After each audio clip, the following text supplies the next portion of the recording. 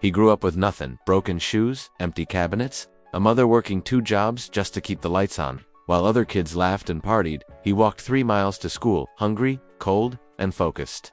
They mocked his dream of becoming an engineer.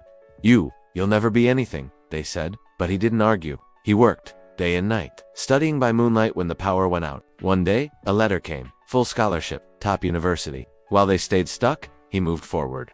Years later, he returned to his hometown, not as a failure, but as the CEO of a company that builds schools and clean water systems in poor neighborhoods. The same kids who laughed at him now stand in line asking him for jobs. They doubted him, but he believed in himself. He remembered the days when his stomach growled with hunger, when his feet ached from the long walks to school. He recalled the nights spent huddled under a thin blanket, straining his eyes to read textbooks in the dim light of a candle. But those hardships only fueled his determination. Every sneer, every dismissive comment from his peers, became another brick in the foundation of his success. He didn't have time for self-pity or excuses. He was too busy plotting his escape from poverty, too focused on his vision of a better future. In college, while others partied, he buried himself in his studies. He took on odd jobs, saved every penny.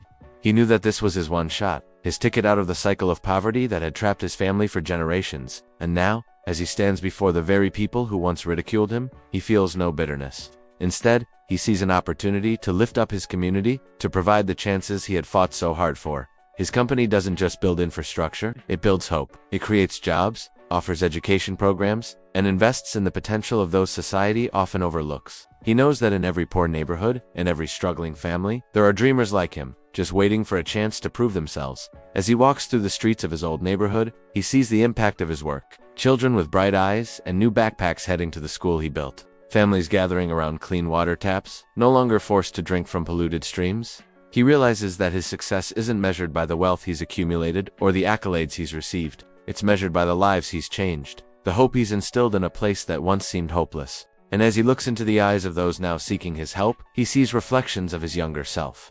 He knows that within each of them lies the potential for greatness, waiting to be unleashed. He's ready to give them the chance they need, the chance he once dreamed of.